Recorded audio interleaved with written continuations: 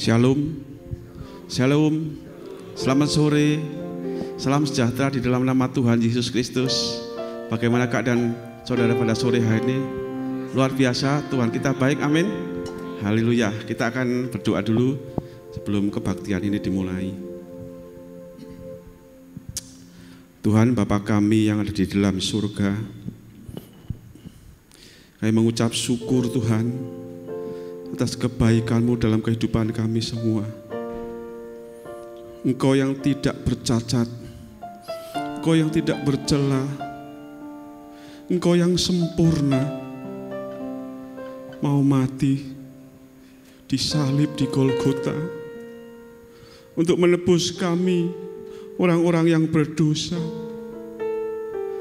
Kami mengucap syukur Tuhan, Engkau terlalu baik dalam kehidupan kami. Engkau sangat baik dalam kehidupan kami. Kami mau merespon kebaikan-Mu Tuhan saat ini. Kami ingin menyembah Engkau dengan sungguh-sungguh. Kami ingin memuji Engkau dengan sungguh-sungguh. Kami tinggalkan keadaan dunia saat ini. Apapun yang terjadi, kami tetap akan mengandalkan Engkau Tuhan.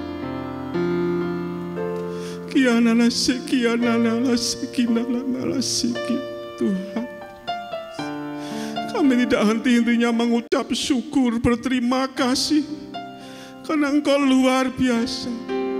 Kasih-Mu terlalu besar dalam kehidupan kami semua Bapa.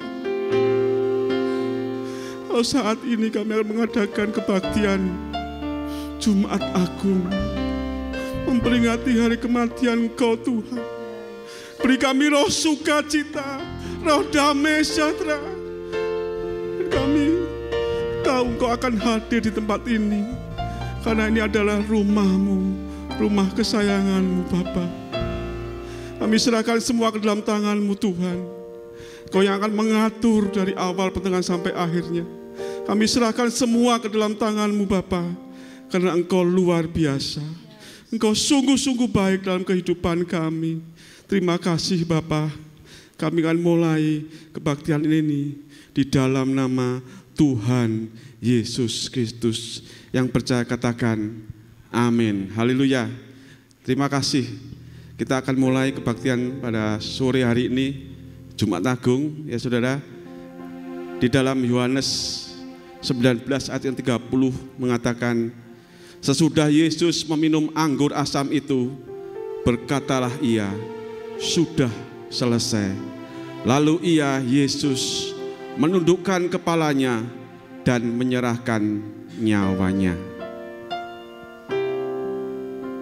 Waktu Yesus berseru sudah selesai, Dia sedang menyatakan bahwa penderitaannya sudah selesai, sudah digenapi dalam penggenapan rencana Sang Bapa.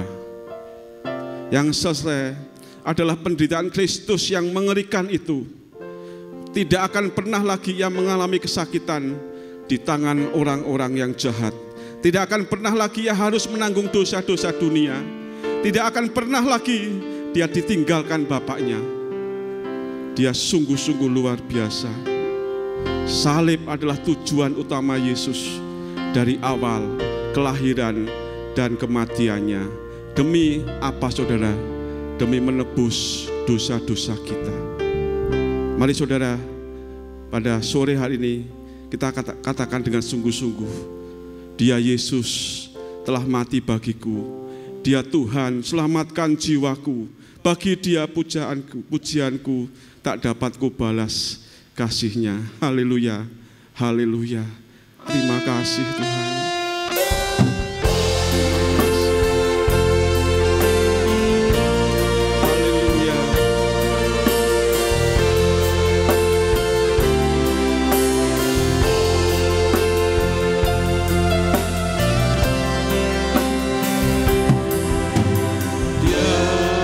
Yesus telah mati bagiku. Dia Tuhan, selamatkan jiwaku.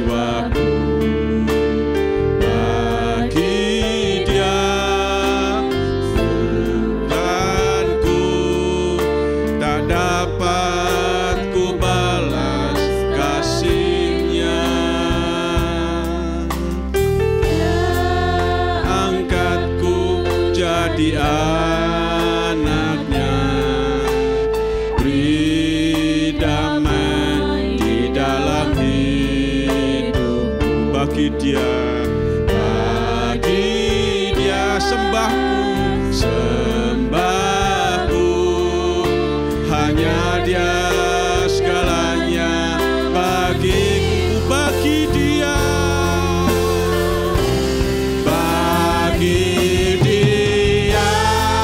segala pujian, hormat serta syukur, kekal selamanya.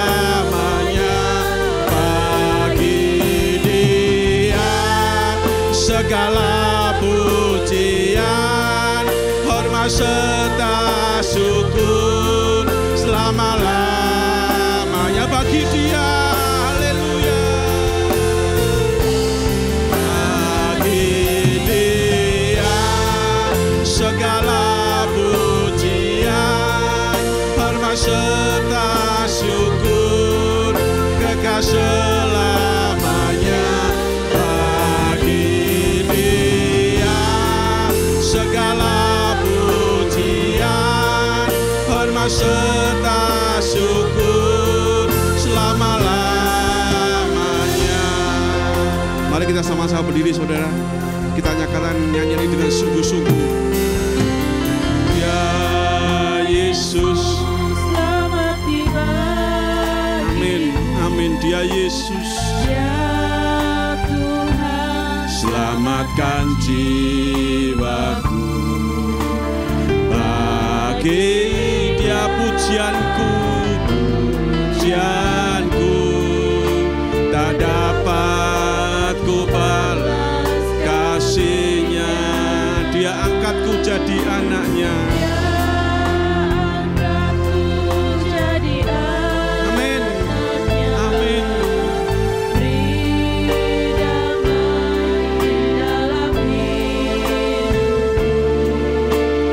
Bagi Dia sembahku, hanya Dia segalanya. Bagi haleluya, haleluya.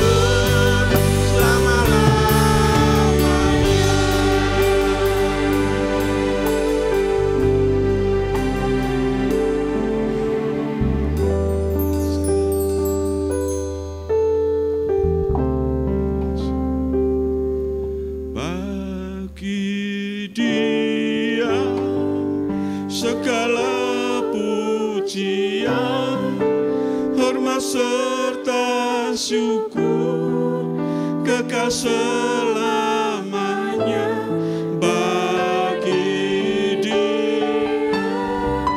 Segala pujian, hormat serta syukur selama-lamanya.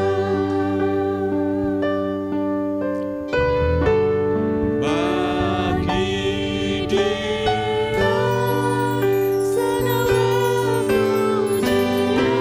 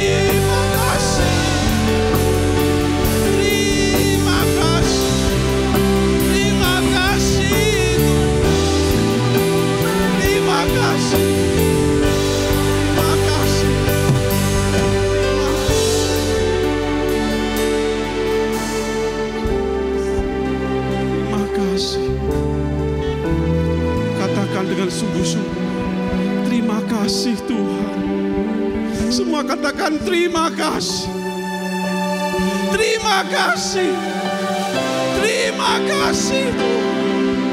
Terima kasih. Terima kasih. Terima kasih. Terima kasih. Terima kasih. Terima kasih. Kami tak henti-hentinya mengucap terima kasih atas pengorbananmu, atas kematianmu di kayu salib, Bapa. Terima kasih. Kalau Engkau tidak mati, kami tidak menjadi orang-orang pemenang. Karena Engkau mati, kami jadi orang-orang pemenang. Lebih dari pemenang. Karena Engkau luar biasa. Kami percaya Engkau tidak pernah berubah. Engkau tidak pernah berubah selamanya. Engkau pembuat mujizat. Terima kasih Tuhan. Terima kasih. Bagi Dia segala pujian, hormat serta syukur kekal selamanya. Bagi Dia segala pujian, hormat serta syukur selama-lamanya.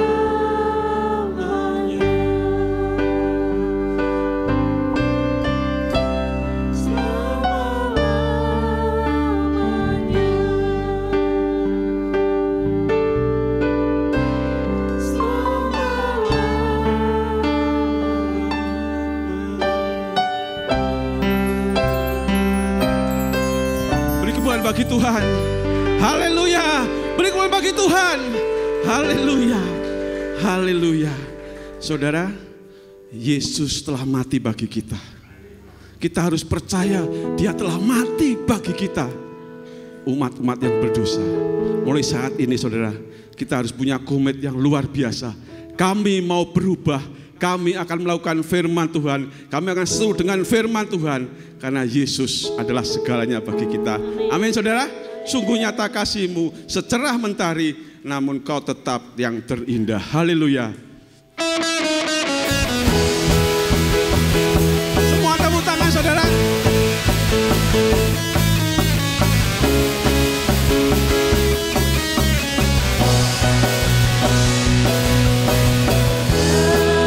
Indahnya pelangi, secerahnya mentari.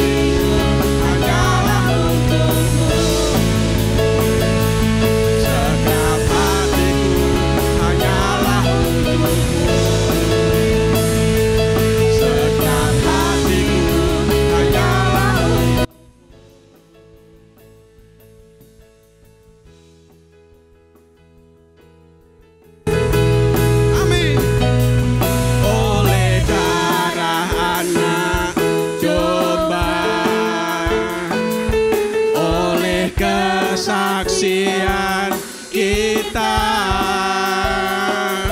Iblis dikalahkan, kuasanya dihancurkan oleh darah Anak. Sekarang telah tiba, sekarang telah tiba keselamatan dan kuasa, keselamatan dan kuasa.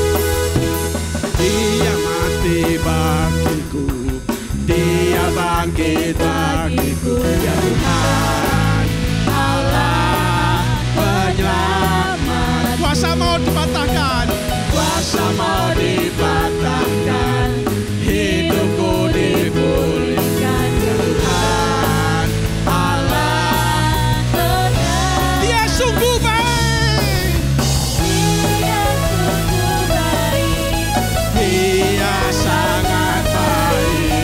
Yesus Dia baik, Dia sungguh baik, Dia sungguh baik, Dia sangat baik. Yesus Dia baik, Dia ada di dalamku,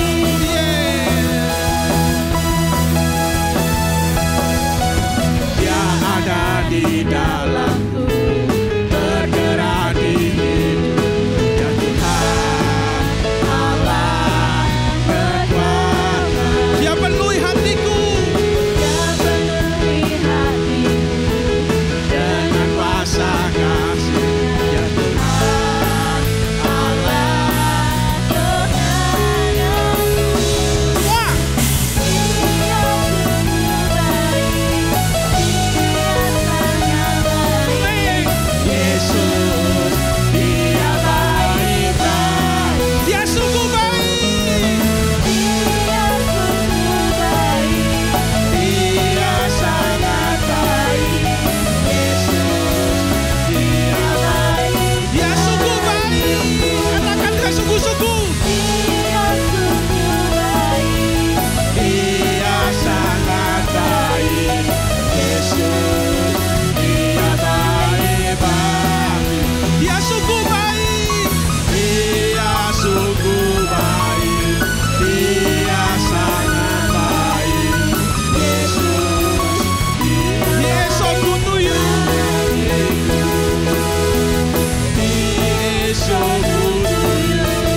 He is so good to me. Jesus is so good to you and me. Amen, amen. He is so good to you. He is so good to me. Jesus is so good to you and me. Jesus is so good to you. He's so good to me. He's so good to you and me. Beri kembali bagi Tuhan. Haleluya. Haleluya. Haleluya. Haleluya. Haleluya. Terima kasih Tuhan. Dia sungguh baik, Dia sangat baik. Yesus Dia baik bagi. Rasakan hadirat Tuhan saat ini, Bapak. Rasakan hadirat Tuhan saat ini. Katakan dengan sungguh-sungguh, Dia sungguh baik, Dia terlalu baik, Dia sangat baik. Dia sungguh baik, Dia sangat baik. Yesus Dia baik bagiku. He is so good to you. He is so good to me. Jesus is so good to you and me. Jesus is so good to you and me.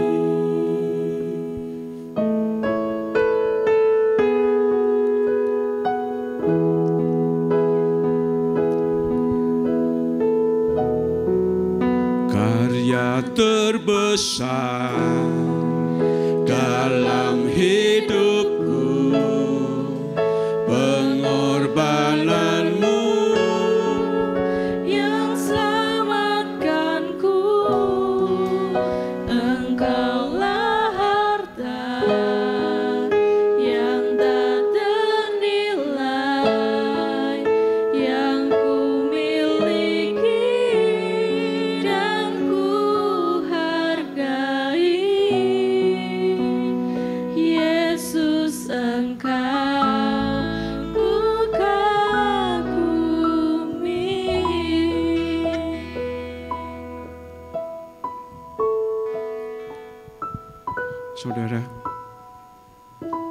karya terbesar dalam hidup kita. Karya terbesar dalam hidup kita, yaitu pengorbanan Tuhan. Pengorbanan Yesus yang selamatkan kita. Dia mau berkorban. Dia mau mati untuk kita. Itu adalah karya terbesar. Kita harus mengucap syukur. Dia luar biasa. Dia luar biasa. Kita harus bertobat saat ini. Kita tinggalkan manusia lama. Kita tinggalkan. Jadilah manusia baru. Manusia yang seteru dengan firman Tuhan. Setiap hari. Jangan kita berbuat dosa terus. Tetapi setiap hari kita kurangi dosa kita. Kita kurangi. Karena Yesus sudah berkorban untuk kita. Dia telah mati di kayu salib. Dengan kesakitan yang mengerikan. Dia diludahi bagai sampah. Untuk kita semua. Untuk kita semua orang-orang berdosa. Terima kasih. Kita renungkan sejenak saat ini. Kita renungkan sejenak saat ini bagaimana kehidupan kita. Apakah kita masih menyusahkan Tuhan terus-menerus? Apakah hidup kita membuat Yesus tersenyum? Itu hanya saudara yang tahu saat ini.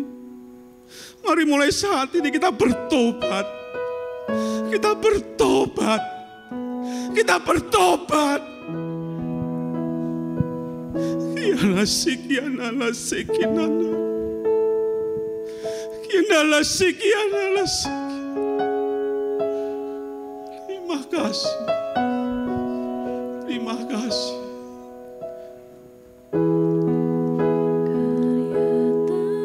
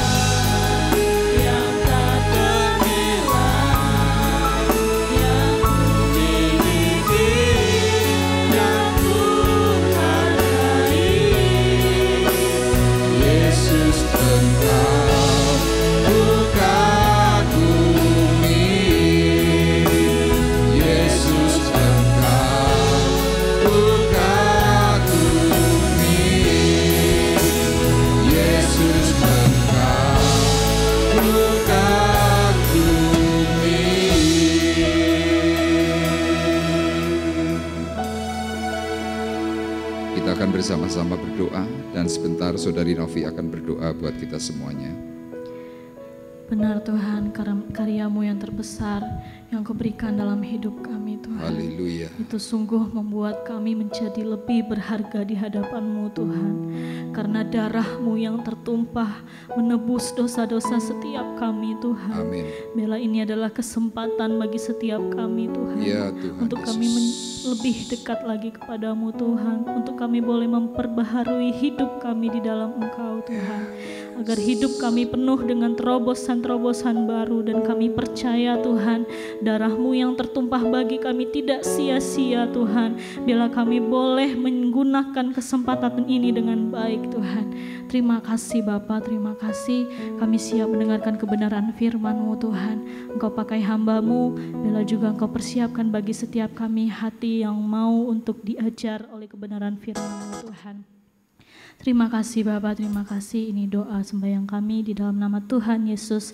Kami telah berdoa. Haleluya. Amin. Amin. Puji Tuhan, dipersilakan duduk. Shalom. Haleluya.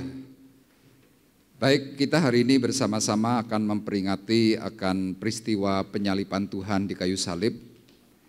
Nah, kita akan bersama-sama sebelum menerima akan anugerah perkataan firman Tuhan, kita akan sejenak melihat video ya penyaliban Tuhan di kayu salib dan sebentar nanti akan dinyanyikan oleh Saudari Novi. Ya, kita akan bersama-sama sebentar melihat. Tolong lampunya mungkin bisa diredupkan.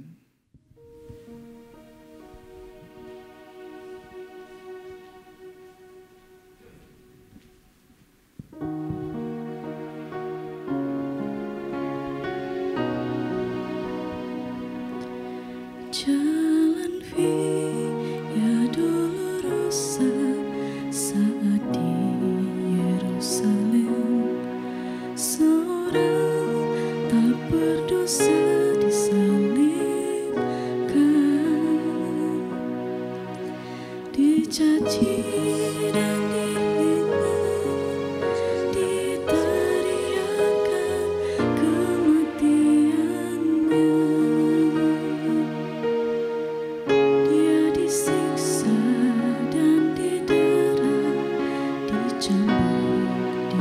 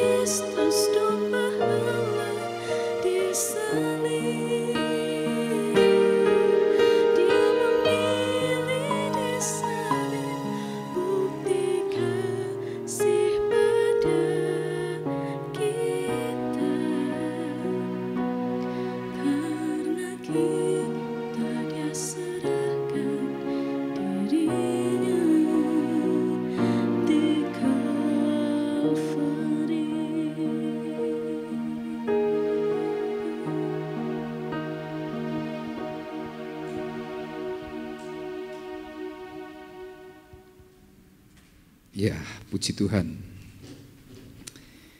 Kalau Bapak Ibu perhatikan karya penyalipan Tuhan di dalam film, kelihatan penyalipan yang sederhana kelihatannya. Tetapi kalau Bapak Ibu perhatikan secara baik, di dalam perkataan kitab Nabi Yesaya disebutkan bahwa tubuh Yesus itu seperti dibajak. Ya, kalau tadi Bapak Ibu memperhatikan di dalam video, tidak kelihatan matanya Yesus itu lepas. Secara tafsir, sewaktu Yesus dicambuk, matanya itu terkoyak. Nah, Bapak Ibu perhatikan bahwa pengorbanan Tuhan adalah pengorbanan yang sangat serius. Ya, saya membaca di dalam catatan-catatan, salib Tuhan itu beratnya kurang lebih 150 kg. Jadi Bapak Ibu bisa bayangkan seorang manusia yang tingginya kurang lebih 180 cm memikul salib 150 kg dan harus diusung. Dan beberapa kali Yesus itu jatuh. Dan secara tulisan tafsir, pakunya Yesus yang untuk menyalibkan besarnya itu hampir 2 cm. Jadi kira-kira sebesar jari saya. Itu menghujam tubuh, menghujam tangan, menghujam kaki. Kemudian panjangnya lebih mengerikan, 20 cm. Jadi saya membayangkan betapa sakitnya waktu Tuhan itu mengalami penyalipan. Makanya hari ini kita bersama-sama memperingati peristiwa yang disebut dengan peristiwa Jumat Agung. Kenapa demikian? Karena ini adalah karyanya yang terbesar daripada Tuhan. Ya, peristiwanya bukan hanya cuma terjadi 1-2 jam, tetapi peristiwa tentang penyiksaan Yesus itu sangat lama. Bahkan firman Tuhan secara tafsir juga di hari Kamis malam sebelum Yesus ditangkap, Yesus pun juga mengalami ketakutan hebat karena dia sebagai pribadi manusia sudah membayangkan betapa ngerinya sebuah kematian. Nah, buat orang-orang percaya yang secara khusus percaya bahwa Yesus adalah anak Allah, karya penyalipan atau dengan peristiwa Jumat Agung itu adalah peristiwa karya penebusan. Nah, di dalam surat Roma pasalnya yang ke-5 ayat 8 sampai dengan yang ke-10. Kita akan perhatikan bersama-sama sejenak. Roma 5 ayat 8 sampai dengan yang ke-10, firman Tuhan berkata demikian. Akan tetapi Allah menunjukkan kasih-Nya kepada kita oleh karena Kristus telah mati untuk kita ketika kita masih berdosa. Rasul Paulus mengatakan bahwa Yesus mati untuk kita ketika kita masih berdosa. Ayat 9, lebih-lebih karena kita sekarang, ya sekali lagi, lebih-lebih karena kita sekarang telah dibenarkan oleh darah-Nya, kita pasti akan diselamatkan dari murka Allah.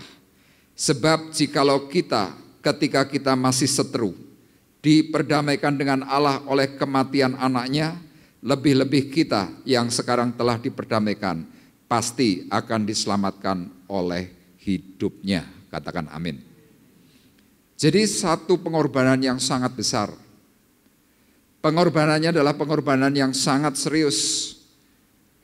Ya tidak ada catatan di dunia orang yang seperti Yesus mau mengorbankan nyawanya buat orang lain.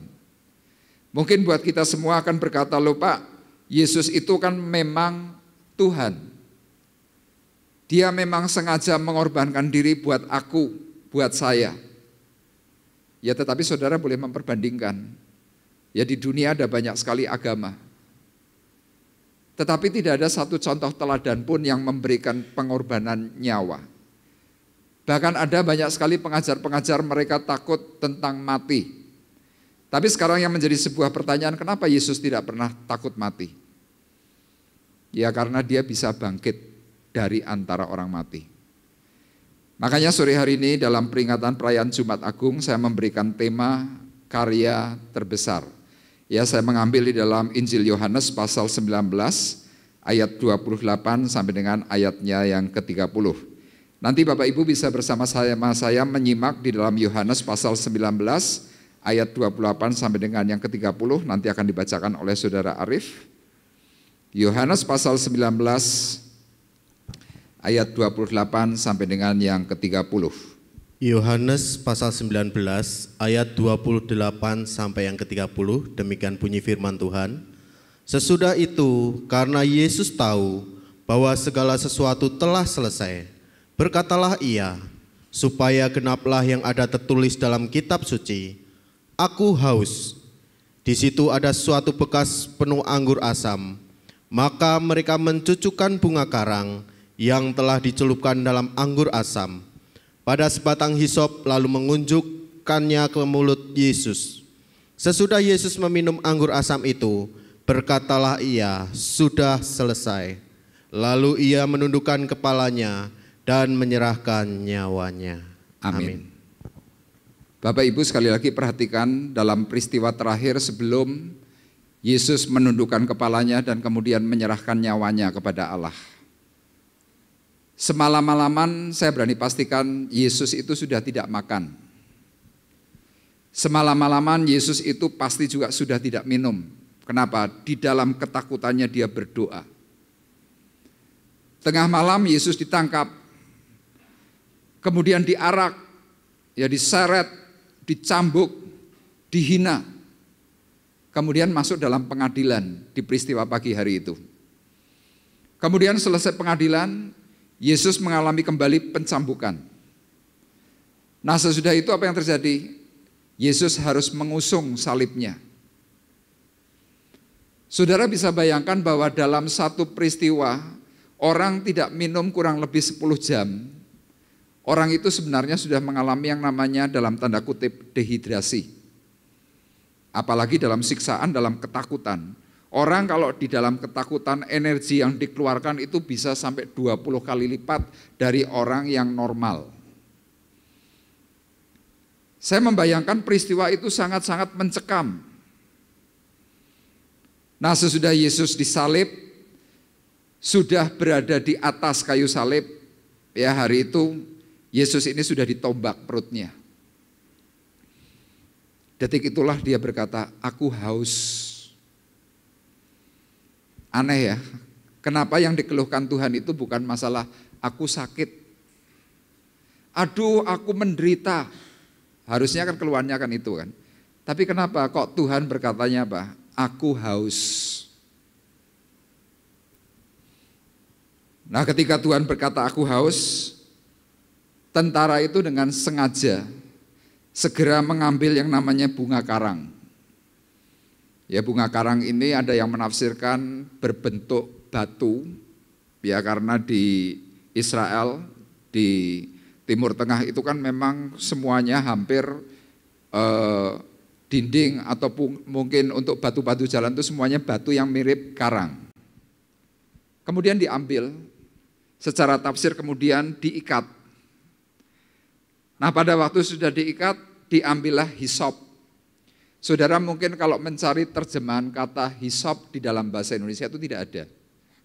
Dalam bahasa Inggris memakai kata hyssop. Tapi terjemahan Indonesianya juga mah hisop. Nah, ternyata hisop itu adalah apa? Semacam daun-daunan perdu. Ya, kalau di Indonesia mungkin semacam kenikir. Jadi kecil-kecil begitu, atau mungkin semacam daun yang untuk lalapan begitu. Kemudian daun-daun itu diambil oleh tentara, seret, kemudian diikat. Nah, sesudah diikat, jadilah semacam setumpuk busa, semacam. Nah, peristiwa itu kemudian ada sisa anggur asam. Anggur asam itu dalam bahasa Inggris itu memakai kata vinegar, tapi kalau dalam bahasa Indonesia itu cuka. Saudara bisa bayangkan orang yang sudah berdarah-darah, tubuhnya hancur, wajahnya hancur, matanya terkoyak, terkelupas. Saya berani pastikan mulut bibirnya Yesus itu pasti juga pecah. Kenapa pecah? Karena sewaktu dia pikul salib, dia jatuh, wajahnya itu menghujam jalanan yang dipenuhi dengan batu. Ketika Tuhan berkata, aku haus, tentara dengan sangat sengaja memberikan yang namanya cuka. Ibu-ibu yang biasa masak, biasanya kan pernah luka tangannya. Kadang kena cuka sedikit atau mungkin kena jeruk nipis. Saudara langsung nih, aduh, perihnya minta ampun.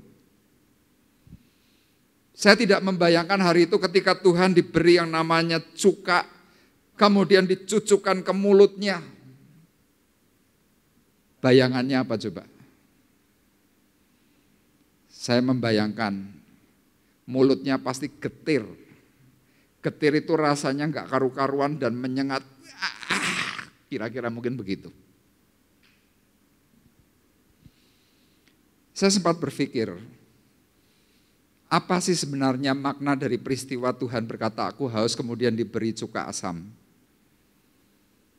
Tuhan sedang mau mengatakan bahwa sebenarnya kita hidup di dalam dunia. Seluruh kita semuanya yang ada di dunia, secara jiwa kita tuh haus. Kehausan dirimu, kesusahan batinmu, permasalahan-permasalahan hidupmu, itu semuanya ditanggung oleh Tuhan. Jadi artinya apa? Ketika Tuhan itu menerima yang namanya cuka asam di dalam mulutnya, semua beban hidupmu ditelan oleh Tuhan. Itu kira-kira gambarannya seperti itu. Makanya ketika Tuhan menerima cuka asam dalam ayat 30 dikatakan, sesudah Yesus meminum anggur asam itu, berkatalah ia, sudah selesai. It is finished, kira-kira begitu. Apakah Tuhan pada waktu mengatakan sudah selesai itu sambil berteriak? Tidak. Secara tafsir, Tuhan mengatakan sudah selesai itu dengan lirih. Dia cuma berkata sudah selesai.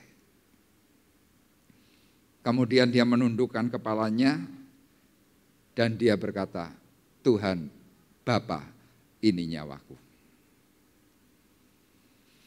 Sama saudara kalau lagi punya persoalan yang berat, persoalan hidupmu itu rasa-rasanya sudah kayak mau meledak.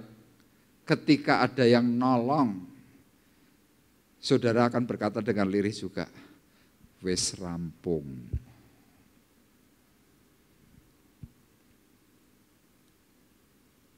Sama 2000 tahun yang lalu waktu Tuhan mengatakan sudah selesai.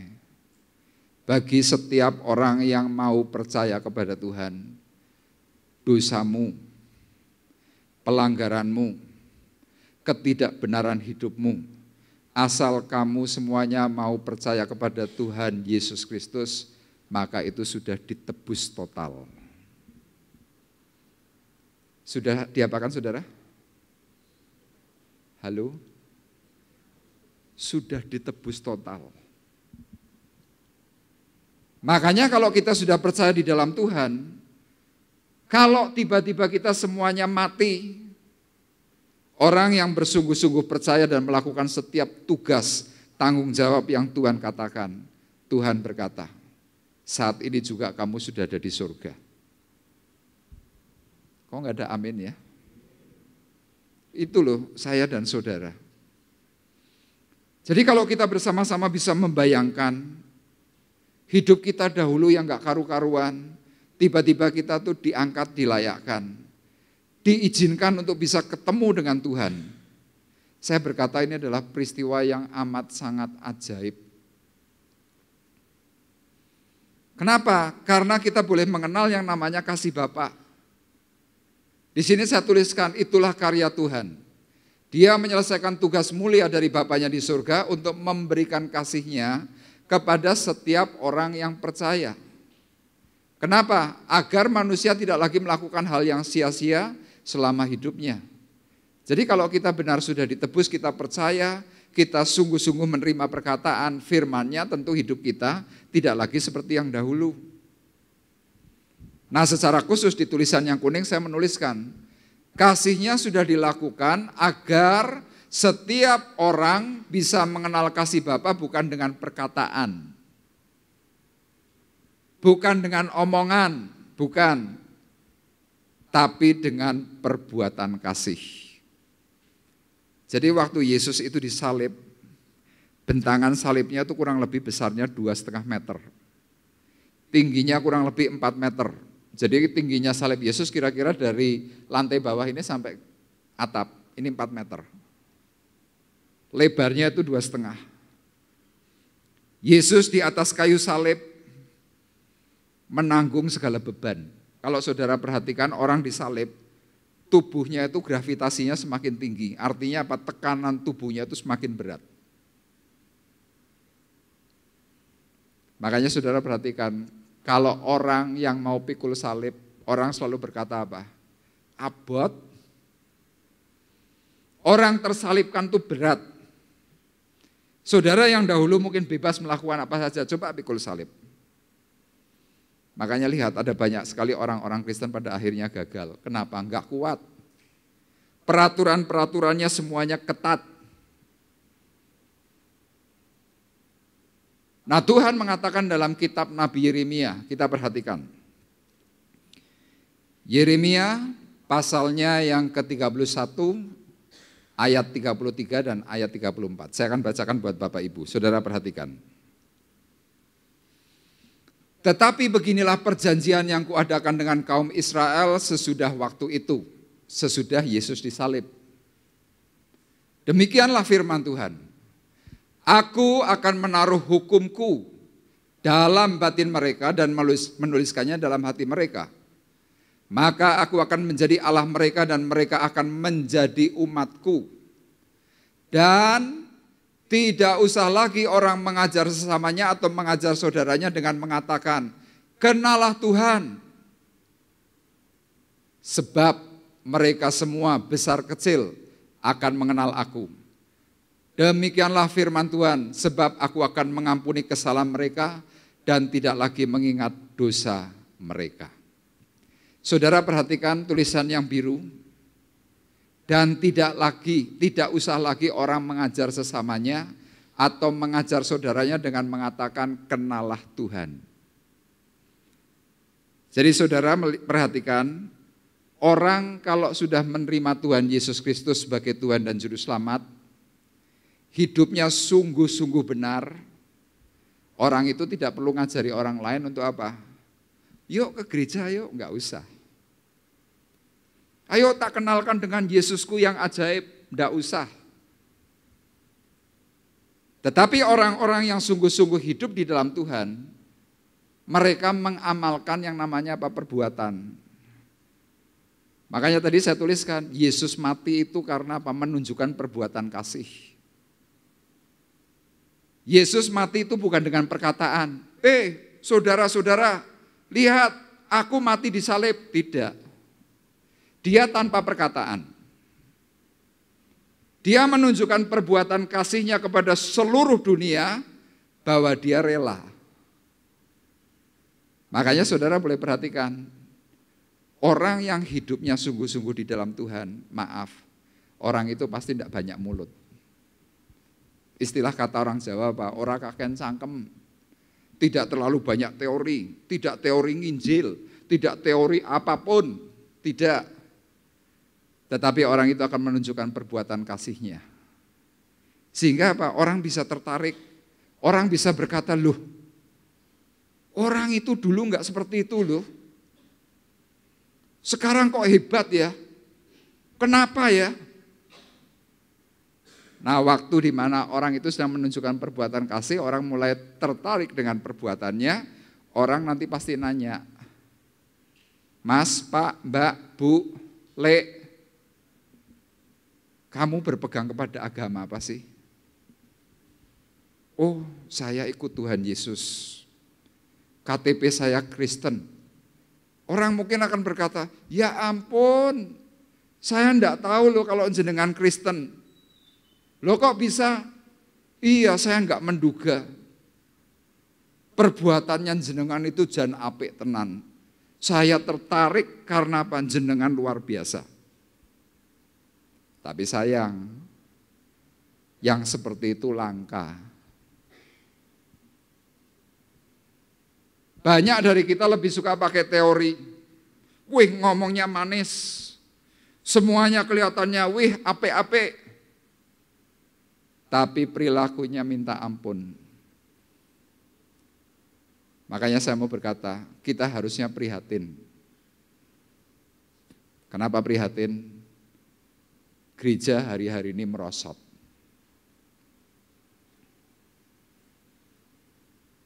Gereja bukannya semakin bertambah-tambah jiwanya, semakin melorot di mana-mana. Mau gereja kecil, mau gereja besar, jumlahnya itu semakin berkurang. Apalagi ditambah dengan masa pandemi. Kenapa? Ada banyak orang yang tidak tertarik dengan kekristenan gara-gara apa? Banyak orang Kristen, maaf kata, memuakan. Tuhan sendiri memberikan satu bukti penyalipan dirinya untuk apa? Menunjukkan bukti kasihnya, menunjukkan perbuatannya. Ini loh, aku yang memberikan pengajaran tentang surga. Aku memberikan bukti kasih bahwa aku ini bisa melakukan, bukan hanya teori. Kalau saudara ingat tentang peristiwa merdekanya India,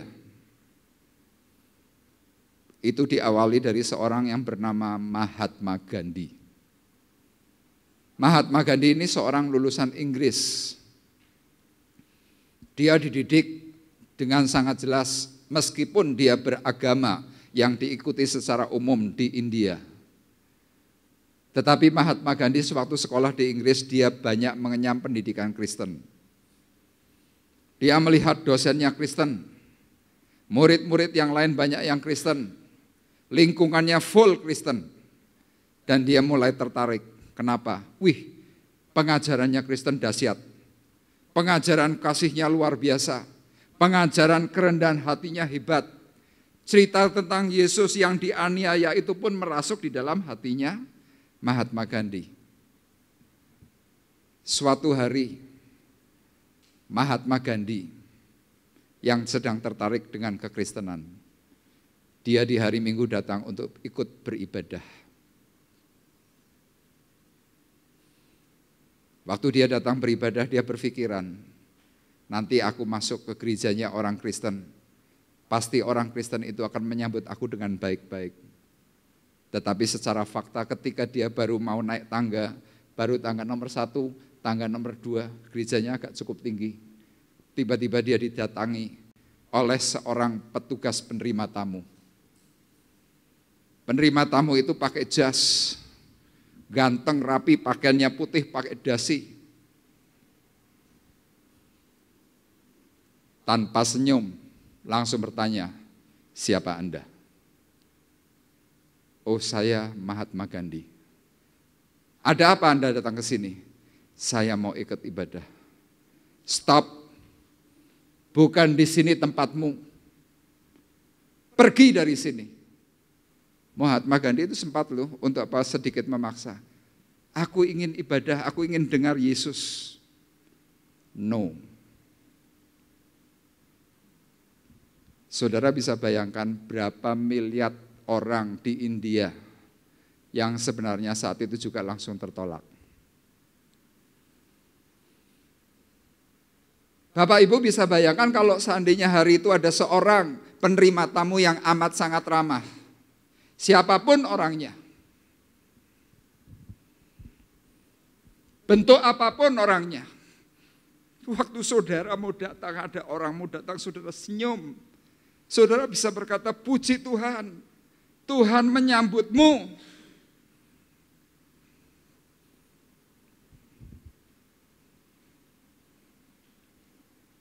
Peristiwa itu sangat-sangat memalukan. Saudara bisa bayangkan sekarang berapa miliar jiwa yang ada di India yang sedang tidak mengenal Tuhan gara-gara ada satu orang penerima tamu yang maaf kata brengsek. Saya berkata brengsek. Rumah Tuhan itu gerejanya Tuhan, pintunya Tuhan. Ada orang datang beribadah yang disuguhi apa? Sesuatu yang sangat-sangat memalukan. Apakah itu mengaku Kristen? Yang selalu setiap tahun merayakan yang namanya peristiwa Jumat Agung?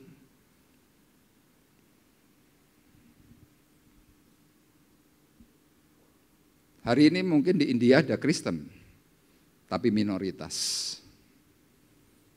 Gara-gara ada seorang penerima tamu yang sangat-sangat tidak memberikan rasa hormat kepada Tuhannya. Coba waktu itu kalau seandainya Mahatma Gandhi itu diterima,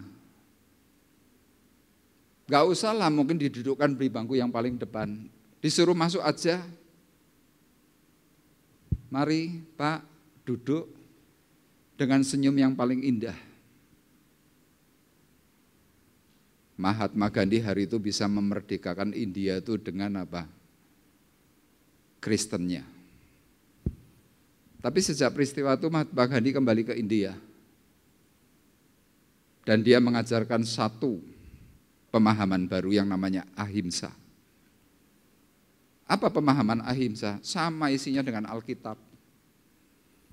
Isinya bicara soal kasih. Isinya kalau kamu disakiti, kamu jangan membalas. Waktu engkau dikecewakan, beri pengampunan. Waktu Mahatma Gandhi itu mencoba memerdekakan India, dia cuma berkata, mari kita demo. Kita minta kepada pemerintah yang sedang menjajah. Tapi jangan pakai kekerasan. Orang-orang berkata, Tuanku Mahatma Gandhi, kalau kita dipukul bagaimana? Tidak apa-apa, jangan dilawan. Wih, masyarakat India bersama Mahatma Gandhi itu dihantam dengan popor senjata. Wajahnya itu dihantam, duak, tapi mereka cuma diam. Mereka cuma diam. Ada yang mau berontak, Mahatma Gandhi berteriak, diam, jangan melawan, jangan melawan. Dunia melihat India merdeka gara-gara apa? Aksi diam dan aksi kasih. Makanya kalau Nabi Yeremia itu sampai berkata, perkataannya amat sangat jelas, tolong tampilkan. Tadi dalam ayat 34. Dan tidak usah lagi orang mengajar sesamanya atau mengajar saudaranya dengan mengatakan kenalah Tuhan. Gak usah. Kita nggak perlu ngomong, ayo tak kenalkan nama Yesus, nggak usah begitu. Tapi waktu saudara berjalan, waktu saudara memberikan senyum yang terbaik kepada semua orang, waktu saudara ketemu orang mungkin mau memberikan salam, halo shalom, apa kabar? Mungkin hatimu lagi nggak suka, boleh nggak apa-apa.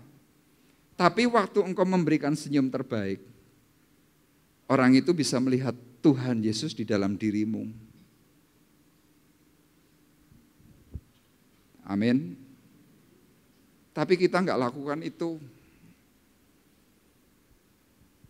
Kita kadang-kadang punya teori-teori yang hebat-hebat. Top, nulisnya top, semuanya serba top. Tapi maaf kata perilakunya nggak top. Makanya peristiwa ini dalam kitab Nabi Yeremia itu harusnya kita catat. Kita harus mau mulai pelajari. Nah, hari ini tujuan firman Tuhan adalah mengenalkan kasih Bapa. Bukan dengan perkataan, tapi dengan perbuatan. Tuhan Yesus pun berkata begitu. Tuhan mengatakan, lakukanlah kasih, bukan dengan perkataan, tetapi dengan perbuatan hidupmu. Makanya kenapa saya memberikan tema sore hari ini karya terbesar. Karena ada sesuatu yang luar biasa memang. Nah, kita akan eksposisi di dalam Ibrani pasal 10. Yang pertama kita akan melihat dalam Ibrani pasal 9 ayat 28, kemudian Ibrani pasal 10 ayat 1 sampai dengan ayatnya yang ke-16. Hal yang pertama, bagaimana kok bisa disebut pengorbanan Tuhan itu karya terbesar? Yang pertama karena Yesus itu menanggung dosa dan juga menyediakan surga. Wah, ini dahsyat. Menanggung dosa manusia, kemudian Tuhan menyediakan surganya untuk orang-orang percaya dan yang sungguh-sungguh. Tapi diawali dengan apa? Menanggung dahulu dosa-dosa manusia. Kita akan perhatikan dalam Ibrani 9 ayat 28, tolong dibacakan. Ibrani 9 ayat yang ke-28, demikian bunyi firman Tuhan.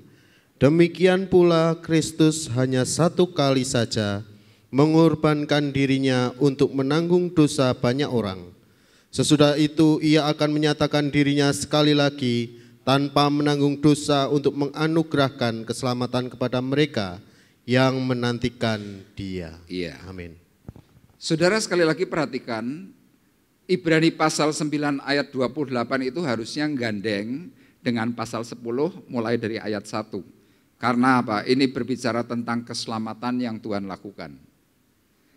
Ayat 28 sekali lagi mengatakan, demikian pula Kristus hanya satu kali saja mengorbankan dirinya. Untuk apa? Untuk menanggung dosa banyak orang. Tapi cuma satu kali. Jadi kalau seandainya kita sudah hidup di dalam Tuhan, kemudian kita melakukan dosa lagi, terus gimana? Kalau engkau tidak bertobat, Tuhan tidak lagi menanggung hidupmu. Meskipun kamu berkata, aku percaya, Tuhan gak tanggung itu. Kenapa yang Tuhan sampaikan ini perlu kita pahami? Ya karena banyak orang seringkali menganggap remeh tentang pengorbanan Tuhan di kayu salib. Makanya ayat ini menegaskan kepada kita, demikian pula Kristus hanya satu kali saja mengorbankan dirinya untuk menanggung dosa banyak orang. Sesudah itu ia menyatakan dirinya. Kapan? Kedatangan Tuhan yang kedua kali. Sesudah itu ia menyatakan dirinya sekali lagi tanpa menanggung dosa untuk menganugerahkan keselamatan kepada mereka. Jadi nanti Tuhan yang kedua kali ini datang kepada kita. Dia tidak lagi berkata, dosamu tak tanggung semua, enggak. Tetapi dia datang untuk melihat orang-orang yang berpengharapan kepada Tuhan. Dalam bahasa Indonesia memakai kata yang menantikan Dia. Orang yang menantikan Tuhan tentu punya pengharapan. Orang yang punya pengharapan tentu perilakunya saya berani pastikan pasti baik. Kenapa? Punya pengharapan. Misalkan contoh, saya seorang pegawai, saya punya seorang bos, kemudian saya mau hutang kepada bos saya. Pengharapan saya saat itu kepada siapa? Kepada bos saya. Dan saya tahu bos saya kalau datang itu pasti jam 8 kurang 5 menit sudah datang di kantor. Karena saya punya pengharapan kepada bos saya datangnya enggak jam 8 kurang 5, enggak. Saya jam setengah 8 sudah datang duluan, saya nongkrong. Tak tunggu nih bosnya. Begitu bosnya datang, naik mobil, kemudian turun dari mobil, saya cepat-cepat mengambil sikap. Selamat pagi bos. Mungkin bos reaksinya cuma begini. Ya bos kan biasanya cuma gitu kan. Tapi dia batin, sopo ya kok rajin men. Besoknya lagi, selamat pagi bos. 7 kali dalam seminggu, orang itu mengucapkan selamat pagi, bos nanti lama-lama tanya. Pertama pasti tanya kepada satpam. Pak satpam, orang itu siapa? Oh orang itu di bagian sana bos. Kok rajin sekali datangnya? Wah enggak tahu bos. Saya perhatikan ini sudah kira-kira hampir setengah bulan. Rajin. Bosnya tanya sama sekretaris, sekretaris siapa orang itu? Sekretarisnya bilang, Pak, yang saya dengar dia itu ada perlu sama Bapak. Loh perlu apa? Kelihatannya mau pinjam uang. Oh, langsung diberi enggak? Belum. Tapi orang ini tetap berpengharapan kepada sang bos. Terus selama kurang lebih mungkin hampir 1 bulan dia datang lebih awal. Tiba saatnya si bos itu panggil dia. Mari masuk. Ada apa Pak? Mungkin mimik wajah bos tidak terlalu manis. Tapi sebuah kesempatan kalau bos besar bisa mengundang anak buah. Bisa tatap muka, bisa omong-omong cuma ditanya ada apa. Kita yang sedang berpengharapan ngomongnya apakah langsung, apa bos kowe meh apa? Kan enggak gitu kan. Pasti orang itu akan sopan.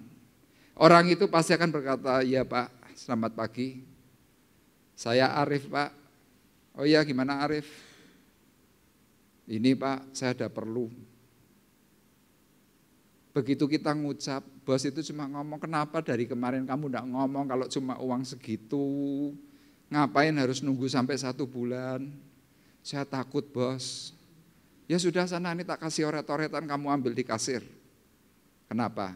Orang yang menantikan bos, orang yang berpengharapan kepada bos perilakunya pasti manis.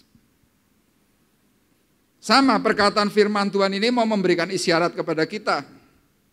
Sesudah itu ia akan menyatakan dirinya sekali lagi tanpa menanggung dosa untuk menganugerahkan keselamatan kepada mereka yang berpengharapan menantikan Dia. Jadi kalau seandainya kita berkata, aku berpengharapan, aku menantikan Tuhanku nanti pada waktu datang yang kedua kali aku diangkat bersama-sama Dia dengan para malaikatnya. Tetapi perilaku saudara dan perilaku saya enggak cantik, enggak manis. Ketemu orang malah mendelik, ketemu orang melengos, ketemu orang melakukan pelanggaran-pelanggaran. Apakah Bapamu yang di surga tidak memperhatikan itu semua?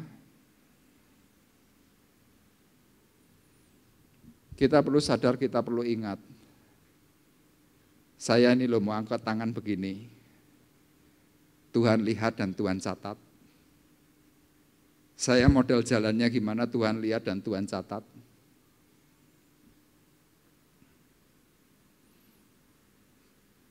Dengan perilaku kita yang tidak manis, tidak so sweet, tidak bagus, kita berani mengatakan, aku cinta Yesus? Kalau saya enggak. Sudah kalau memang saya enggak senang, ya sudah. Saya tidak akan mengatakan cinta Yesus. Saya akan tunjukkan perilaku saya yang paling brutal. Wes mlebu rokok sisan. Daripada kelihatannya begini, tapi enggak sesuai.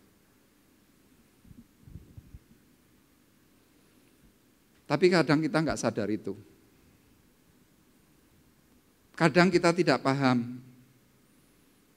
Bahkan kadang banyak dari kita sedang tidak mengerti isi firman Tuhan.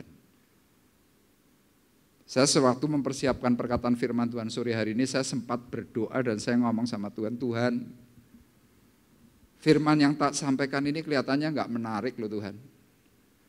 Wong ceritanya tentang karya Tuhan menebus dosa, kok apa enaknya sih? Tak kira seluruh jemaat ini sudah apal, wong setiap tahun, setiap minggu juga ceritanya tentang tanggungan dosa. Tapi waktu saya bertekun, saya berdoa, saya minta hikmat. Di sini saya diberi pencerahan. Kalau seandainya Tuhan tidak memberikan tanggungan dosa kita masing-masing, saya khawatir hidup kita tuh setiap hari tambah soro. Tambah soro. Makanya kenapa Rasul Paulus sampai berkata, syukur kepada Tuhan yang telah menganugerahkan kepadaku kasih karunia. Rasul Paulus itu sadar, kalau tidak ada Yesus di dalam dirinya, soro dia.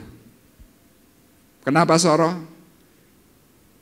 Dalam kitab Kejadian pasal 3, sewaktu sesudah Adam dan Hawa berbuat dosa, Tuhan berkata kepada Adam dengan sangat keras, dengan berpeluh dan dengan berkeringat, engkau akan mencari makananmu sampai engkau kembali lagi menjadi tanah. Saudara bisa bayangkan, dari lahir sampai mati kita cuma suruh kemeringat, suruh berpeluh. Kenapa itu terjadi? Akibat dosa.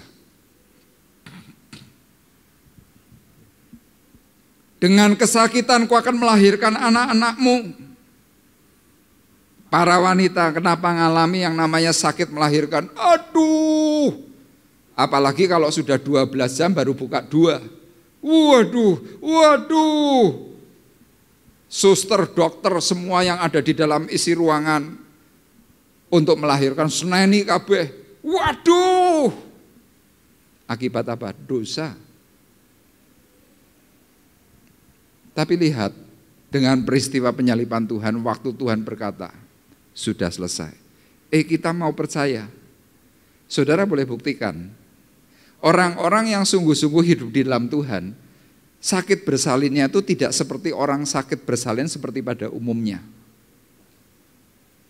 Loh kenapa? Tuhan memberikan karya penebusan itu. Bahkan ada orang yang mengatakan, ngerti-ngerti brojol. Loh kok bisa? Iya, itu karya Tuhan. Jadi saya sangat membayangkan kalau seandainya kita ini sampai dosa-dosa kita ini tidak kita serahkan, Tuhan gak mau ambil yang namanya asam, cuka asam itu dimasukkan ke dalam mulutnya. Kegetiran hidup kita masing-masing seperti apa? Makanya kan ada istilah pahit getir kehidupan. Ada orang-orang yang seumur hidup tuh merana. Ngerasa kayak mungkin keluarga, ngerasa kayak mungkin suami, ngerasa kayak istri, ngerasa kayak anak, ngerasa kayak yang namanya penyakit. Kok enggak beres-beres? Saudara mungkin akan tanya kenapa. Tapi coba kita bersama-sama pelajari.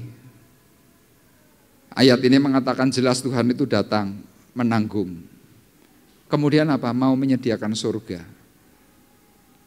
Saudara kan harusnya tanya, loh Pak, kenapa sih kok Tuhan yang sudah nanggung tiba-tiba mau menyediakan surga bagi kita? Kenapa?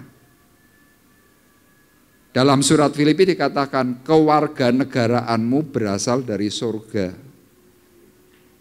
Saya dan saudara meskipun ini loh berdosa, tapi daerah asalmu aslinya kowe iki wong surga. Lah kalau aslinya surga nanti kalau mati mau kemana? Ya kalau bisa yang balik lagi ke surga. Jangan aslinya surga baliknya neraka. Waduh ini repot. Makanya lihat dalam peristiwa mati, misalkan ini contoh, kayak kakak saya contohnya. Dia kelahiran di Cilacap, matinya di Semarang. Suaminya mengambil inisiatif, ngomong kepada mama saya, Mah, karena alien ini kan kelahiran Cilacap, dikubur di Cilacap saja ya Mah. Mama saya sempat menjawab, lah kalau dibawa ke Cilacap apa enggak repot? Yo repot, tapi enggak apa-apalah, supaya bisa kumpul. Dari Semarang ke Cilacap pakai ambulan, ngoeng. Waktu itu belum ada jalan tol. Masih sekitar 7-8 jam ambulannya ngebut, ngoeng, dikembalikan ke tempat asal. Sama, Tuhan sedang memikirkan kita semuanya. Mudah-mudahan kalau hidup kita benar, mudah-mudahan kalau kita bisa mengikuti perkataan-perkataan Tuhan, nanti habitatmu dari surga akan dikembalikan ke surga. Mudah-mudahan. Makanya dalam peristiwa Jumat Agung ini, yuk kita bersama-sama kembali mereview. Apa sih keinginan hati Tuhan? Oh, Tuhan ternyata ingin dosa-dosa yang kita miliki Dia sudah tanggung, dan Tuhan memberikan janji yang kekal. Tak sedia ke surga. Wah, enak loh, kita ini orang yang paling enak sebetulnya. Itu yang pertama, makanya disebut apa? Karya terbesar. Kemudian yang kedua, bagaimana disebut dengan sebutan karya terbesar? Karena yang kedua, pengorbanan Tuhan itu menjadi korban yang kekal. Kalau yang lain-lainnya kan enggak kekal. Yeremia pasal 31, dalam ayat 31, 32, 33, Yeremia berkata, nanti akan tiba waktunya bahwa korban-korban yang semacam itu tidak lagi berkenan di hadapan Tuhan. Tetapi aku akan kembali menyatakan perjanjianku yang baru melalui sebuah korban kekal, yaitu anak domba Allah. Saudara perlu tahu, kitab Nabi Yeremia itu ditulis tahun 580 sebelum Masehi. Kitab Nabi Yesaya ditulis tahun 700 sebelum Masehi. Saudara bisa bayangkan ada dua nabi yang berbeda, usia berbeda tahun, tetapi dua nabi itu mengatakan peristiwa yang sama, bahwa nanti akan lahir yang namanya Yesus Kristus Tuhan yang disebut dengan Immanuel. Bayangkan, kalau orang itu disebut dukun, orang akan berkata, wih dukunnya jos, kira-kira begitu. Tapi dua nabi itu bukan dukun. Dua orang itu adalah hamba Tuhan yang menyuarakan kebenaran Allah. Dan saudara perlu tahu, yang namanya Nabi Yeremia itu tidak ada pengikut, tidak ada pengikutnya. Jadi siapa Nabi Yeremia? Nabi yang hanya menyuarakan kebenaran Allah, tetapi tidak ada satupun yang bertobat gara-gara suaranya, tidak ada. Loh kok bisa ditulis ya sebagai nabi besar? Iya, suaranya benar.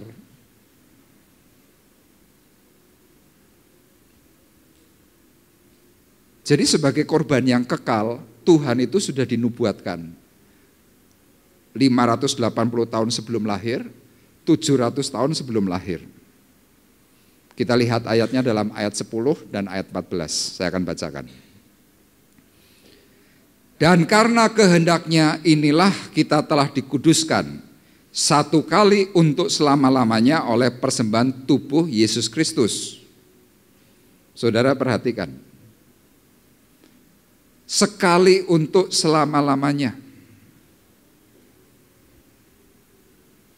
Kemudian dalam ayat 14 tolong tampilkan. Sebab oleh satu korban saja ia telah menyempurnakan untuk selama-lamanya mereka yang ia kuduskan. Makanya kalau kita hari ini sudah terima Yesus Kristus Tuhan sebagai Tuhan dan Juru Selamat, saudara tidak perlu lagi bikin yang namanya selamatan, tidak usah. Apa sih tujuan selamatan? Ya kepengen selamat. Saudara yang sudah hidup dalam Tuhan, saudara tidak perlu setiap tahun bikin idul kurban, tidak usah. Loh kok bisa Pak? Iya, Yesus itu korban kekal. Nah kadang-kadang kita masih terpatok dengan ini, tradisi lama. Sehingga Pak kita ikut-ikutan. Padahal waktu saudara ikut-ikutan Tuhan ngomong, itu sudah tidak ada gunanya. Kalau Tuhan hidup di masa sekarang, Tuhan akan berkata, bro, wis ora ono kanggone percuma buang-buang duit, kira-kira gitu. Nah banyak orang sedang tidak memikirkan bahwa keadilan Tuhan itu ajaib. Coba kalau seandainya Tuhan tetap menetapkan peristiwa itu sebagai satu kebenaran. Saya mau tanya, Kalau orang miskin yang tidak punya apa-apa terus caranya korban piye? Padahal korban itu kan ada urutannya. Sapi, kambing, domba, burung tekukur, burung merpati. Lah nek sekarang kita beli burung merpati aja sepasang itu regane iso 150.000. Gajimu 50.000. Lah terus berarti orang yang miskin enggak bisa selamat. Karena Yesus keselamatan itu bisa merata. Dari yang paling miskin sampai dengan yang paling kaya. Ketika engkau percaya sungguh-sungguh di dalam Tuhan, engkau melakukan setiap kebenaran perkataan firman Tuhan, engkau menerima korban yang kekal, maka selamat hidupmu. Tapi yang di luar sana diberi tahu seperti ini malah ngamuk, lo kan bingung. Lo ini korban kekal. Lo ayat Alkitabnya tuh sama. Nabinya sama, tapi kalau diberitahu ini kok ngamuk. Ini loh yang kita perlu menjadikan PR buat kita. Kita harusnya mulai. Bukan sekali lagi dengan apa pengajaran mulut. Tetapi coba dengan perilakumu. Orang nanti lama-lama tanya. Orang pasti akan gini. Ih, kowe saben taun ora ono korban kekal kok ya kowe selamat ya kok iso ya. Kenapa ya? Kamu kan gak pernah kasih dul korban. Tapi kok kamu selamat? Saudara bisa jawab, aku punya korban yang kekal yang untuk selama-lamanya. Ini loh karya pekerjaan Tuhan yang ajaib, karya terbesar. Menjadi korban kekal. Dan yang ketiga, yang terakhir. Kenapa disebut karya terbesar? Karena yang ketiga ini bagian yang paling penting. Memeteraikan kasihnya dalam hati kita. Saudara perhatikan ayatnya yang ke-15 dan ayat 16. Tolong bacakan. Ibrani pasal 10 ayat yang ke-15 dan 16, demikian bunyi firman Tuhan. Dan tentang hal itu Roh Kudus juga memberi kesaksian kepada kita, sebab setelah Ia berfirman, inilah perjanjian yang akan kuadakan dengan mereka. Sesudah waktu itu Ia berfirman pula, aku akan menaruh hukumku di dalam hati mereka dan menuliskannya dalam akal budi mereka. Iya. Jadi waktu Tuhan mati,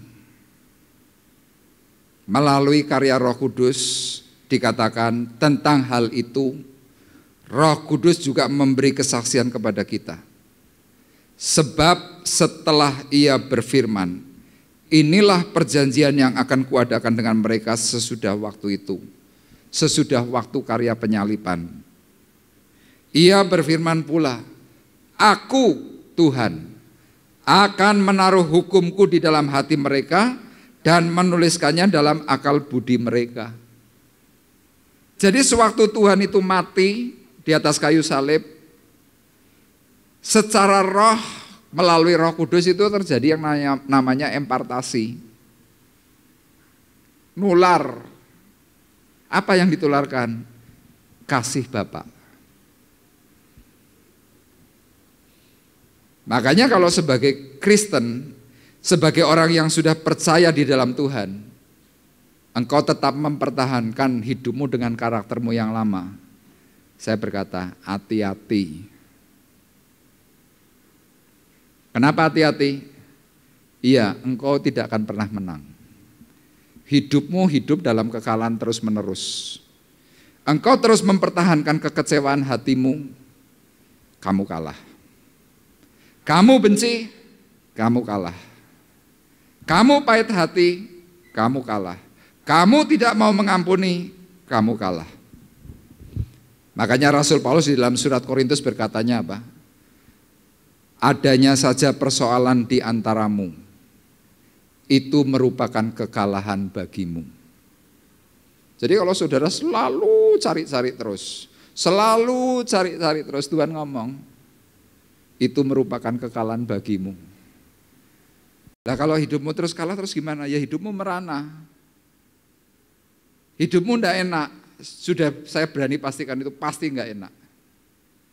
Loh kok bisa? Iya, hatimu gelap. Bisa dibayangkan kalau ruangan kita ini gelap, yang terjadi apa? Ya nanak nunuk, tabrakan. Ketemu dengan sekitarnya tidak ada yang cocok, tabrakan terus. Loh kenapa? Hatimu gelap. Makanya dalam ayat 13, saudara perhatikan, Ibrani 10 ayat 13. Dan sekarang ia hanya menantikan saatnya, di mana musuh-musuhnya akan dijadikan tumpuan kakinya. Jadi saudara perhatikan pengorbanan Tuhan di kayu salib, Yesus saat itu menang. Tapi Tuhan berkata, jangan dihilangkan dulu, tolong tampilkan lagi.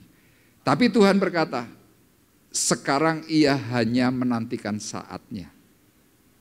Kapan? Ya di akhir zaman ini. Di mana musuh-musuhnya akan dijadikan tumpuan kakinya. Untuk siapa?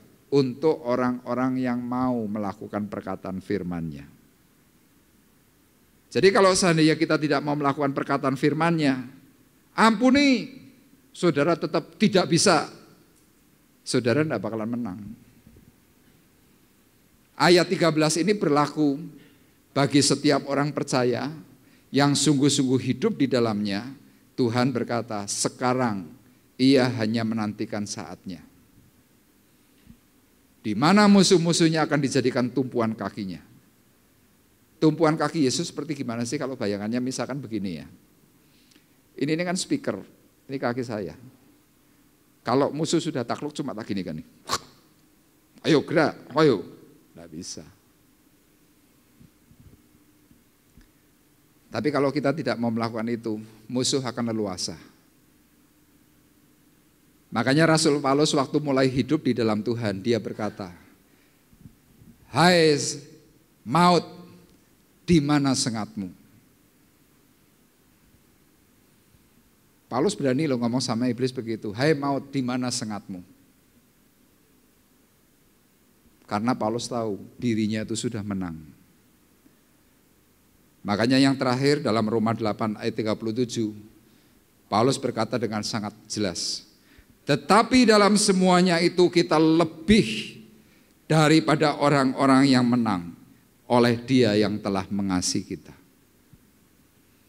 Jadi kalau saudara hari ini berkata, aku sudah hidup dalam Kristus, aku sungguh-sungguh mengikuti Tuhan, tapi saudara masih saja tidak mempunyai kebahagiaan dalam batin, cemas, takut, bingung, khawatir, dirimu belum menang. Paulus berkatanya jelas, kita ini lebih dari pemenang. Orang kalau lebih dari pemenang gimana? Biasa, tidak punya lagi ketakutan. Tapi coba orang kalau kalah, perasaannya hidup itu penuh tekanan. Makanya dalam peristiwa Jumat Agung, yuk kita bersama-sama kembali review, ada apa dengan hidupku? Sudahkah aku melakukan kebenaran-kebenaran yang Tuhan ajarkan? Kenapa kita perlu mereview? Dalam Injil Lukas dikatakan, suatu hari nanti Tuhan akan bertanya kepada hidupmu masing-masing, adakah iman dalam hatimu? Dan Tuhan akan membenarkan orang-orang pilihannya yang sungguh berharap kepadanya. Itu perkataan Tuhan secara pribadi. Mari, waktu kita pasti tidak lama. Kita hari ini berkejaran dengan yang namanya usia. Tapi jangan lupa, selain usia, waktu Tuhan pun juga sudah semakin dekat. Kalau kita tidak cepat-cepat pembenahan diri, saya khawatir karya pengorbanan Tuhan yang hari ini kita rayakan akan menjadi sebuah kesia-siaan. Tuhan memberkati kita semuanya. Amin. Kita akan menaikkan pujian dan kita akan sebentar menerima roti dan anggur perjamuan.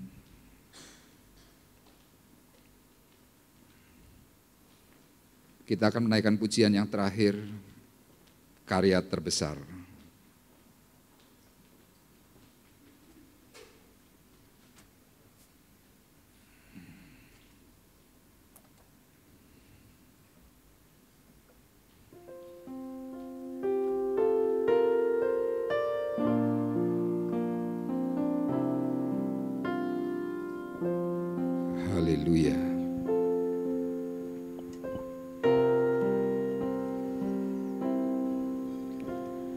kasih yang terindah,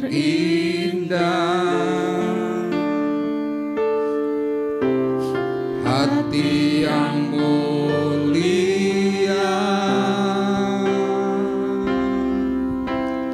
hanya ku temukan di dalam-Mu, Yesusku. Pujian dari hatiku, selalu di setiap waktuku,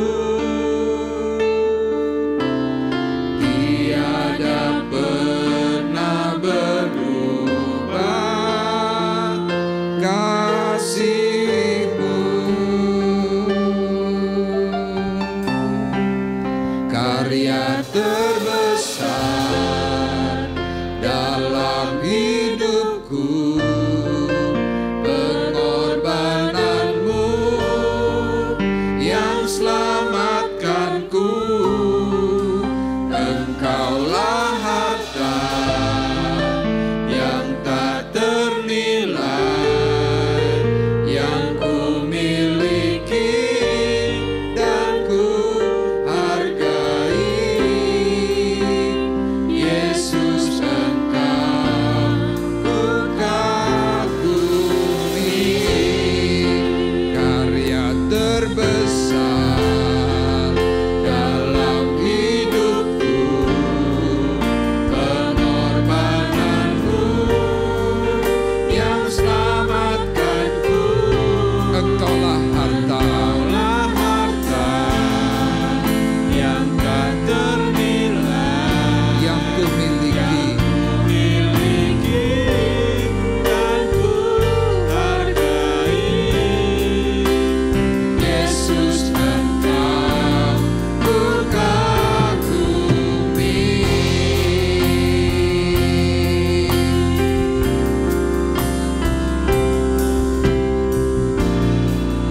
Kematian-Mu menghidupkanku,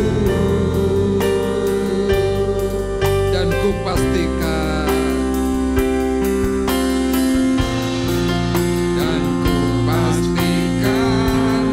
pengorbanan-Mu tak akan pernah sia-sia. Karya terbesar dalam hidupku, pengorbanan-Mu yang selamatkanku.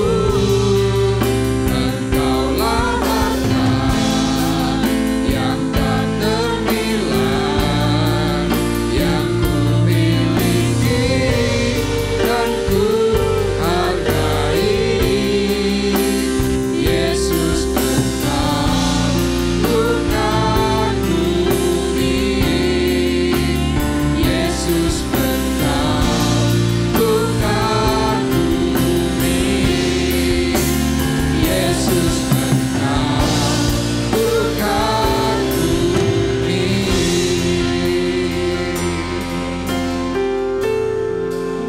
Kita akan bersama-sama berdoa, dan saya mengundang untuk petugas perjamuan untuk bisa tampil ke depan.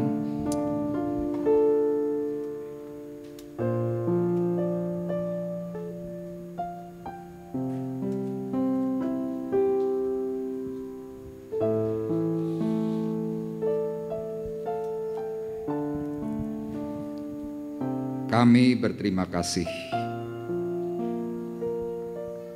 karena Tuhan baik bagi kami. Dan kami mau berkata, Tuhan, pengorbanan-Mu tidak pernah sia-sia. Meskipun ada di antara kami yang belum melakukan perbuatan-perbuatan dan perkataan yang diajarkan, tetapi hari ini kami mempercayai bahwa karya Tuhan itu sudah bekerja untuk kami. Sehingga kami, Tuhan, ketika sudah mendengar perkataan firman-Mu, Kami memastikan bahwa diri kami ditolong oleh Tuhan. Amin. Kami diubahkan Amin. menjadi baru. Amin. Dan kami boleh mengalami pembaharuan secara roh Amin. dan pikiran kami. Amin. Untuk itulah Tuhan, kami bersama-sama sebentar akan memeteraikannya. Memeteraikan dengan pengorbanan Tuhan di kayu salib melalui roti dan anggur perjamuan sebagai lambang darah dan tubuhmu yang mengkuduskan kami. Urapi dan berkati roti dan anggur ini menjadi pengganti yang menyucikan hidup kami. Berkati hamba-Mu, berkati Tuhan mereka yang akan membagikan roti dan anggur. Kuduskan di dalam nama Yesus. Tuhan juga memberkati akan sidang jemaat-Mu yang akan menerimanya dengan pengudusan yang sama. Kami siap menerimanya dengan ucapan syukur. Di dalam nama Tuhan Yesus Kristus kami berdoa. Haleluya. Amin.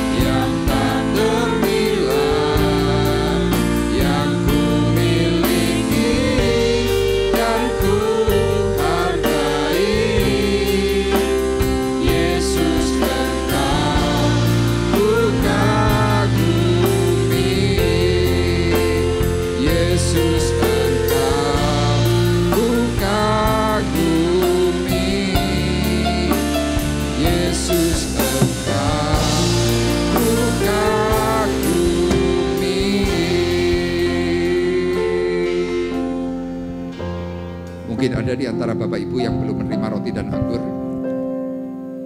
Kalau sudah menerima semua, mari bersama-sama saya undang untuk kembali bangkit berdiri. Haleluya.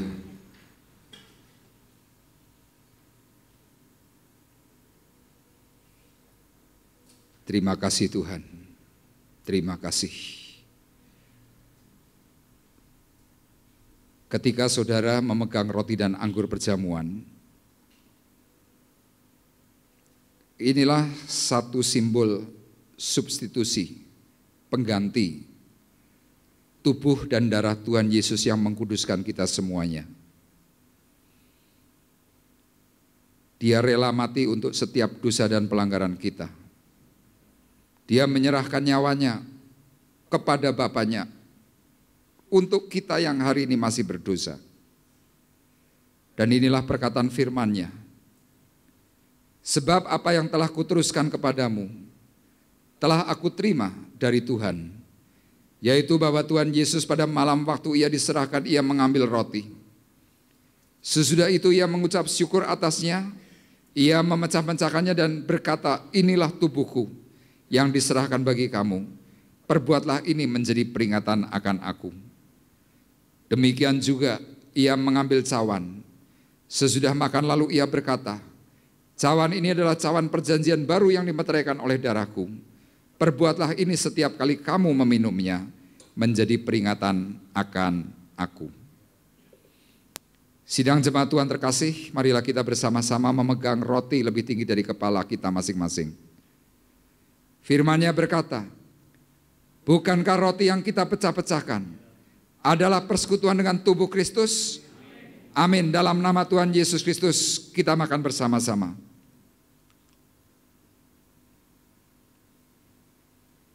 Haleluya. Dan marilah kita bersama-sama mengangkat cawan berkat lebih tinggi dari kepala kita masing-masing. Dan terimalah perkataan Tuhan. Bukankah cawan pengucapan syukur yang atasnya kita ucapkan syukur adalah persekutuan dengan darah Kristus? Amin. Dalam nama Tuhan Yesus Kristus kita minum bersama-sama.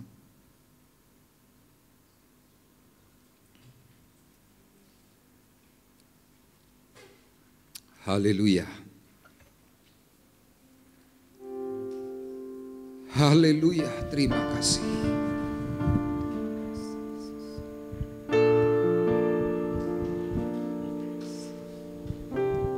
Ketika engkau merasakan meminum anggur,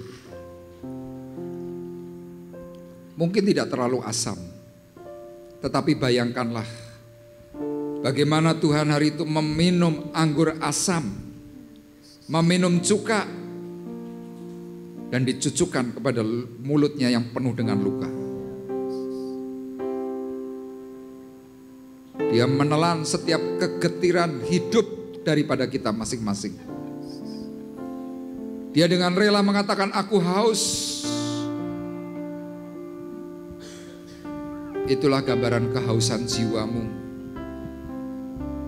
Tuhan minum itu semuanya, agar masing-masing kita mengalami kembali sukacita, kembali mengalami damai, karena Tuhan sudah menebus buat kita semuanya. Mungkin kau mempunyai pelanggaran masa lalu, kesombongan-kesombongan, keangkuhan, bahwa engkau adalah orang-orang yang merasa serba bisa. Tetapi kalau hari ini engkau diperhadapkan dengan sebuah situasi, engkau kehilangan kemampuan itu, engkau boleh berkata kepada Tuhanmu pada malam hari ini, Tuhan, ampuni aku, kuduskan hati dan pikiranku, kuduskan mulut bibirku, sehingga aku dipulihkan oleh Tuhan. Aku percaya Tuhan bahwa karyamu yang terbesar itu yang menolong kami semuanya. Itu yang merubah kami, sehingga kami Tuhan dilayakan oleh-Mu. Karya terbesar dalam hidupku, pengorbananmu yang selamatkanku. Engkaulah harta yang tak ternilai, yang ku miliki dan ku hargai. Yesus Engkau bukan bumi, Yesus Engkau bukan bumi, Yesus Engkau bukan bumi. Bapak Ibu dipersilakan untuk kembali duduk.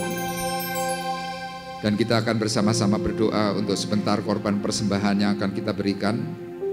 Nanti Bapak Gunadi yang akan berdoa untuk korban persembahan. Bapa kami yang di dalam surga, kami akan memberikan persembahan yang terbaik. Engkau berkati kami semua Tuhan. Engkau memberkati petugas kolektan juga Tuhan. Yes. Terima kasih Bapa, kami serahkan semua ke dalam tangan-Mu, di dalam nama Tuhan Yesus Kristus. Haleluya, amin. Kita sebentar juga akan bersama-sama berdoa.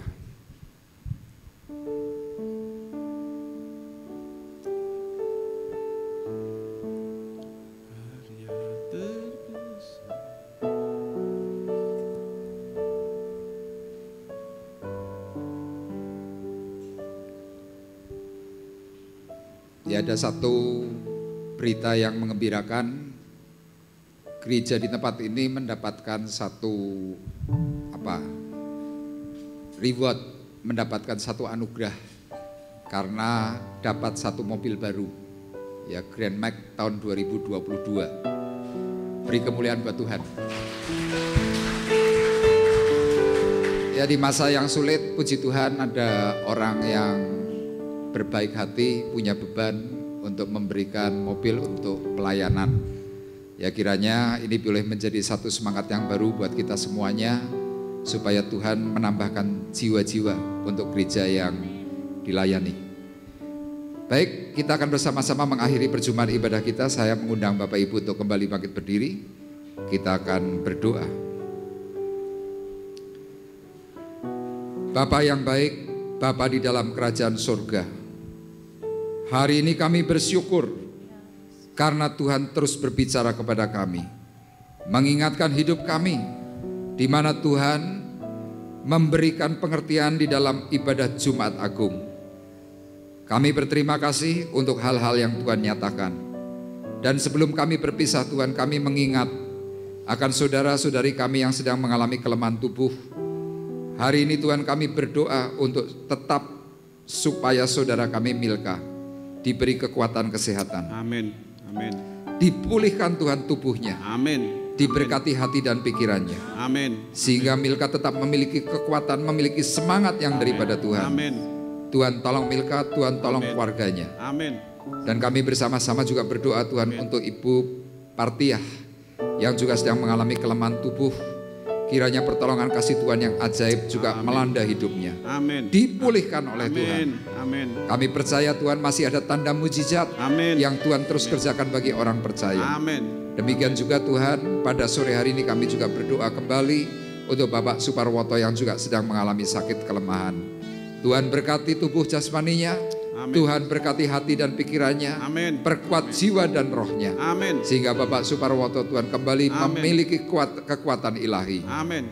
Terima kasih Bapak di surga, dan hamba-Mu juga berdoa Tuhan untuk anak-Mu yang sudah mempersembahkan korban syukur. Amin. Melalui mobil. Amin. Melalui persembahan yang terbaik untuk pekerjaan Tuhan. Amin. Supaya Tuhan kerajaan-Mu semakin lebar. Amin. Dan mampu untuk menjangkau jiwa-jiwa yang terus Tuhan Amin. nyatakan. Amin. Dan tiba saatnya Tuhan, sekarang kami hendak berpisah satu dengan yang lain. Sekarang kami mohon berkat yang daripada Tuhan. Sidang jemaat Tuhan terkasih, marilah kita bersama-sama mengangkat hati, mengangkat tangan kita di hadapan Tuhan.